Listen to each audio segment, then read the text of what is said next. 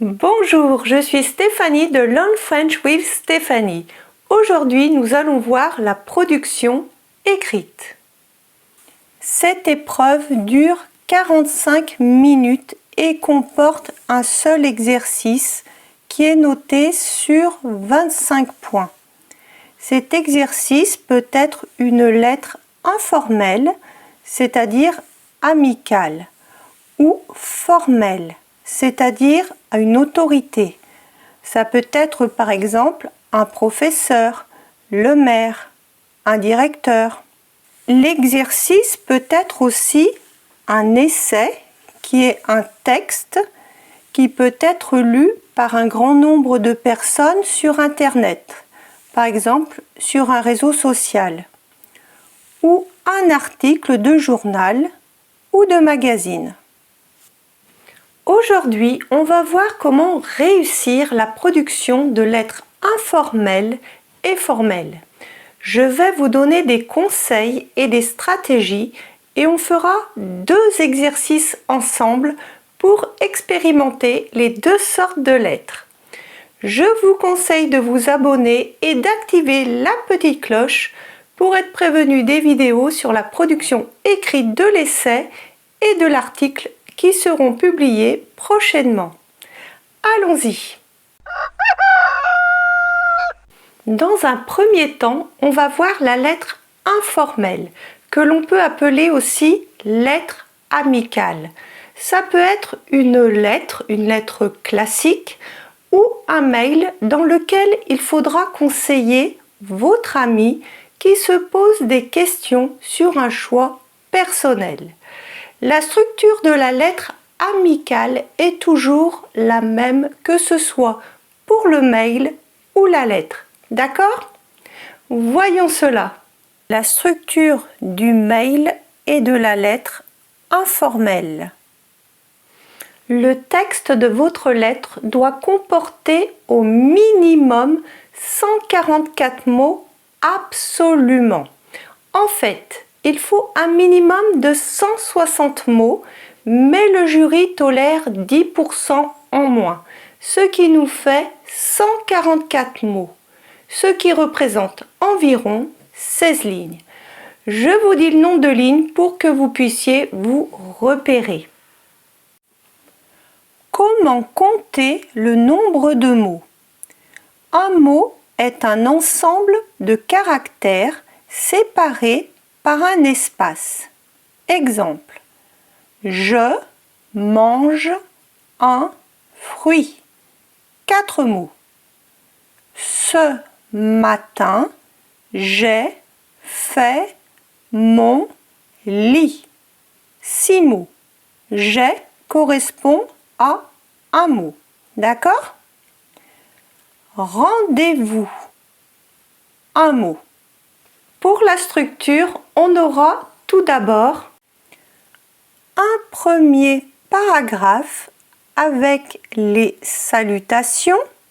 Ça peut être salut, coucou, l'introduction, par exemple, j'espère que tu vas bien, merci pour ton mail, je suis contente d'avoir de tes nouvelles, ou si vous êtes un homme, je suis content d'avoir de tes nouvelles.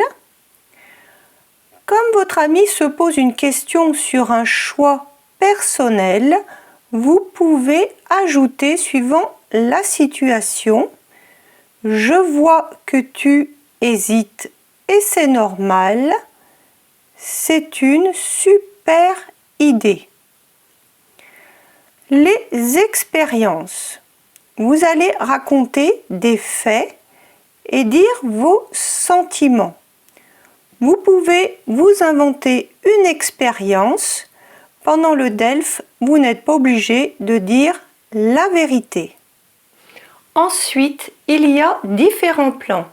Avantages, inconvénients, pour, contre.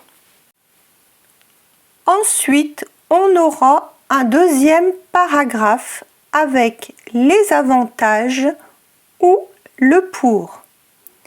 puis un troisième paragraphe avec les inconvénients ou le contre. La conclusion, par exemple, j'espère que mon expérience t'aidera à prendre ta décision. C'est pourquoi je suis plutôt favorable à ton idée. Les salutations, je t'embrasse, bisous, gros bisous. Et la signature, s'il n'y a pas de prénom dans le mail auquel vous répondez, comme par exemple « Salut Julie », vous inventerez un prénom. Ne pas utiliser votre prénom et votre nom, car votre copie doit rester anonyme. Pour exprimer les avantages et les inconvénients, ou le pour, le contre, vous allez avoir besoin de connecteurs logiques. Tout d'abord, pour commencer, de plus, ensuite, en effet, enfin, finalement, cependant, même si. Il est important de bien structurer votre texte pour avoir le maximum de points. Il faudra donc sauter une ligne entre chaque paragraphe et aller à la ligne après chaque sous-paragraphe. C'est-à-dire, après les salutations, vous allez à la ligne. Après l'introduction, vous allez à la ligne. D'accord ? Vous pouvez imprimer la structure du mail et de la lettre informelle pour l'avoir sous les yeux lorsque nous ferons l'exercice. Le lien pour télécharger le PDF est dans le premier commentaire. Avant de faire l'exercice, on va voir comment bien gérer votre temps. Prenez 10 minutes pour lire très attentivement la consigne. Élaborez votre plan et notez vos idées au brouillon.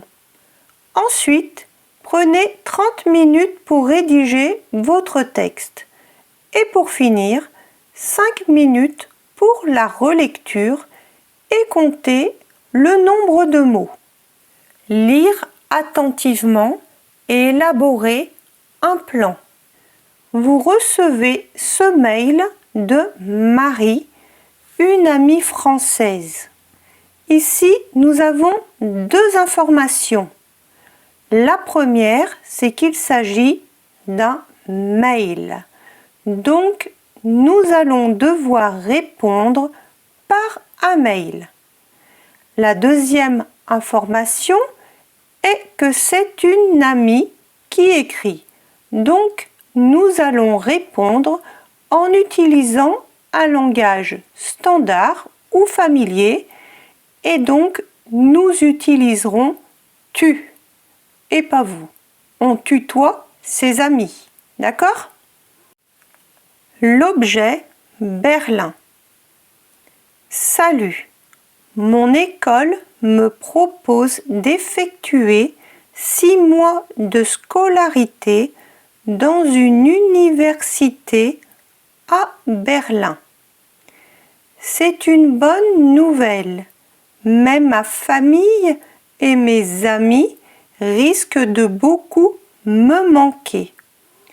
Il y a aussi les problèmes de la langue et du logement. Je me sens un peu perdue. Qu'en penses-tu ? Je t'embrasse, Marie. Vous répondez à Marie, vous lui donnez votre opinion en lui donnant des exemples d'expériences diverses. 160 mots minimum. La première chose à faire après avoir lu le sujet est de noter votre plan et vos idées. Donc ici, on vous demande votre opinion et des exemples d'expérience. Ainsi, comme on l'a vu précédemment, dans un premier paragraphe, vous allez parler de vos expériences. Dans un deuxième paragraphe, vous donnerez votre opinion en parlant des avantages. Et dans un troisième paragraphe, vous direz les inconvénients. Réfléchir et noter des idées au brouillon. Notez seulement les idées. Pour les expériences, vous allez vous inventer une expérience, à moins que votre propre expérience puisse correspondre avec le sujet. Par exemple, pour les expériences, vous pouvez écrire que vous étudiez à Berlin depuis 1 an, vous êtes heureux ou heureuse si vous êtes une femme. C'est important de dire vos sentiments, cela vous fera gagner des points. Vous pouvez aussi dire que vos colocataires sont devenus des amis. Ça peut rassurer Marie sur le fait d'avoir des amis sur place. Les avantages, on peut noter que c'est plus facile d'apprendre une langue quand on est dans le pays. C'est très bien pour découvrir une nouvelle culture et aussi c'est bien pour trouver du travail. On peut l'écrire par exemple sur son CV. Les inconvénients, c'est le manque de la famille, des amis, du pain français, de la nourriture française. Ici, on va mettre moins de choses car on est plutôt content de notre expérience. D'accord ? Rédaction. Nous allons reprendre ce que l'on a écrit dans la partie structure que vous avez peut-être imprimé et on ajoutera les idées que l'on vient d'écrire. Salut Marie. On reprend le salut que l'on avait écrit dans la structure. J'espère que tu vas bien. Merci pour ton mail. Je suis contente d'avoir de tes nouvelles. Je vois que tu hésites et c'est normal. Voilà, tout cela, nous l'avions écrit dans la structure. Ensuite, nous allons rajouter nos idées. Moi aussi, j'avais peur. Mais aujourd'hui, je suis très heureuse d'effectuer ma scolarité à Berlin depuis déjà 1 an.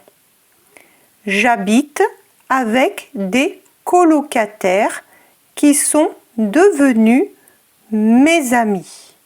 Voilà, là, on a présenté notre expérience avec des adjectifs comme peur, heureuse, ce qui permet d'exprimer des sentiments et ça rapporte des points. Continuons. Pour commencer, c'est très bien pour pratiquer la langue et s'améliorer. En 1 an, je parle pratiquement couramment l'allemand. De plus, c'est très bien pour découvrir une nouvelle culture, de nouvelles musiques, de nouveaux films et la littérature du pays. Enfin, les gens disent que c'est plus facile de trouver un travail quand on étudie à l'étranger. Voilà, ici, nous avons présenté les avantages. Maintenant, voyons les inconvénients. Cependant, même si j'aime beaucoup ma vie ici, parfois c'est difficile car ma famille, mes amis et la nourriture française me manquent. Je rêve de manger un repas avec une bonne baguette. La conclusion?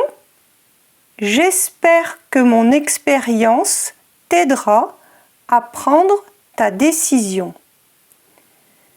Les salutations, je t'embrasse.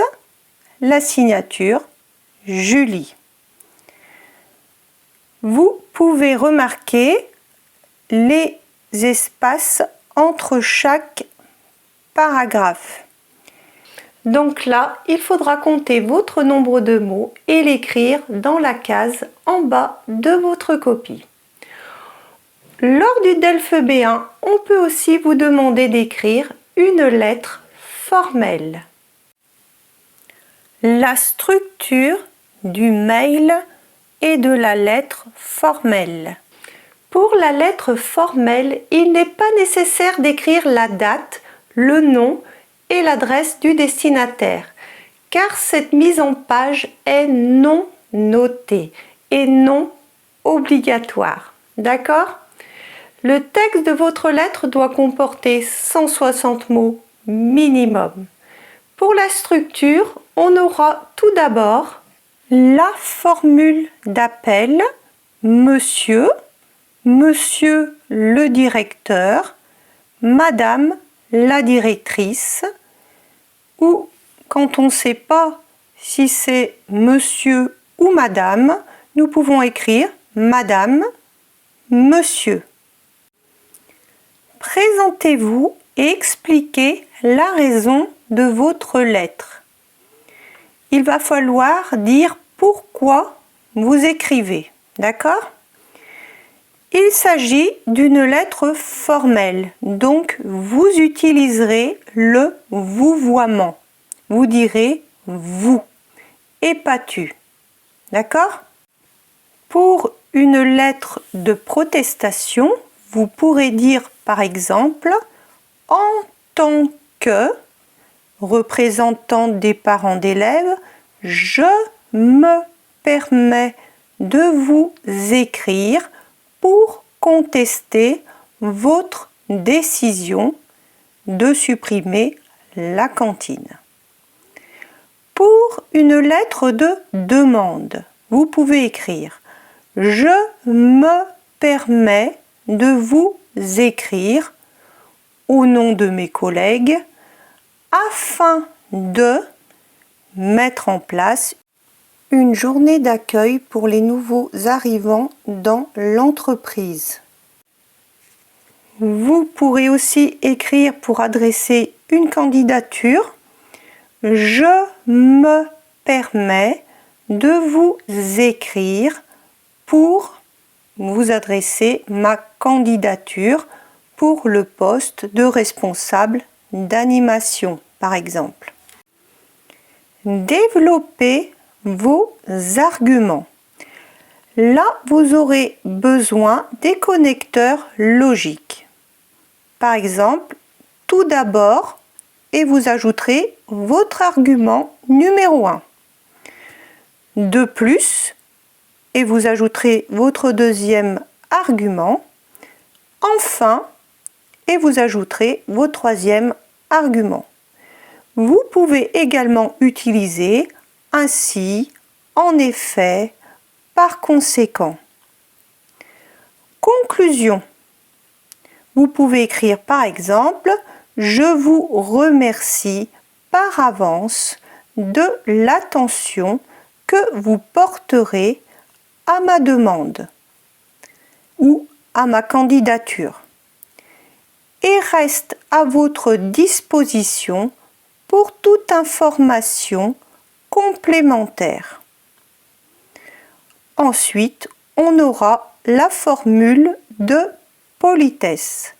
La formule de politesse la plus utilisée est « Dans la l'attente d'une réponse de votre part, je vous prie d'agréer, par exemple, monsieur le directeur, l'expression de mes salutations distinguées.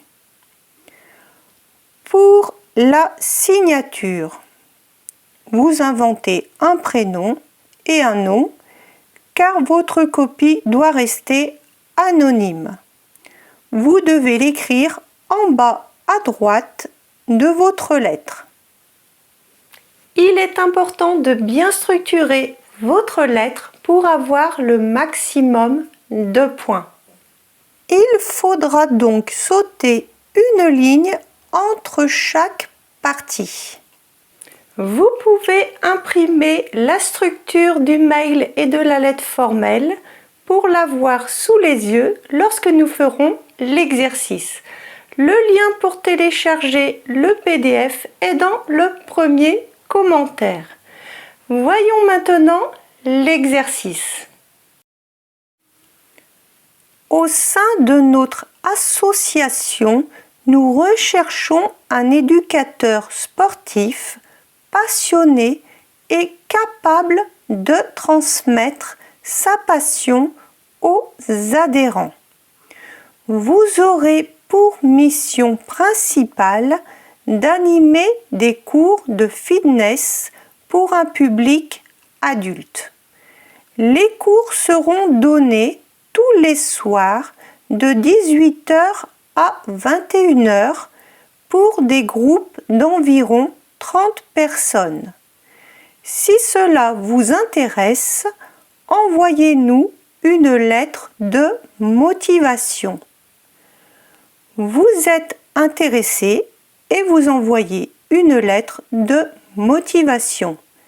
160 mots minimum. Réfléchir et noter des idées au brouillon.